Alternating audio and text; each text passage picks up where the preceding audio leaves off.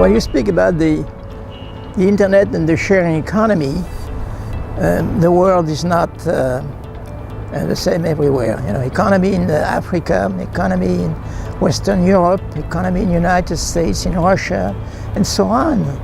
At all different economies. So I think there is,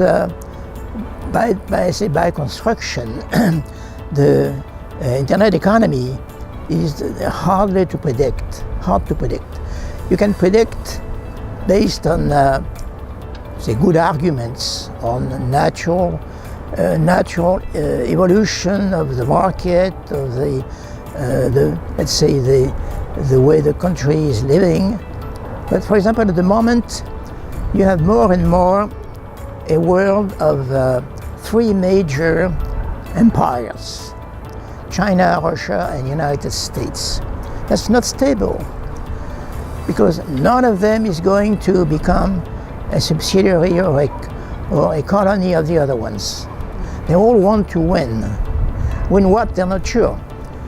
They want to win a third supremacy, some sort of hegemony, because they don't want to be, let's say, forced by the other ones to behave as the way they behave themselves.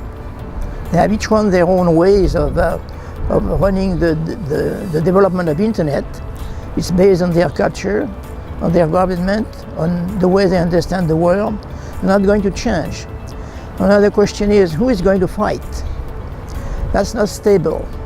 I think that it's almost impossible that there is a big fight.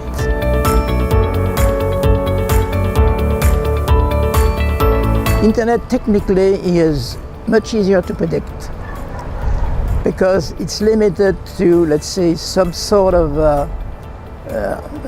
regular evolution of technical principles.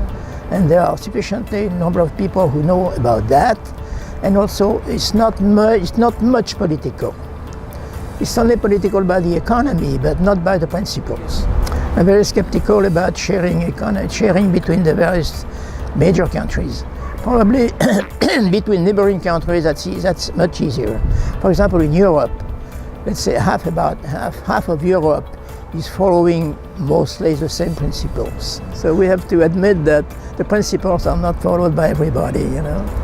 But if you go further to the west, further to the east, well, who knows what's going to happen in Russia? Perhaps Putin knows.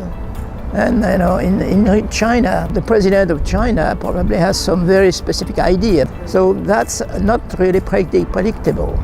And the big changes in politics in some countries may have some substantial effect on the technology, because it may not support it anymore, it may prohibit it, or it may support it in different ways.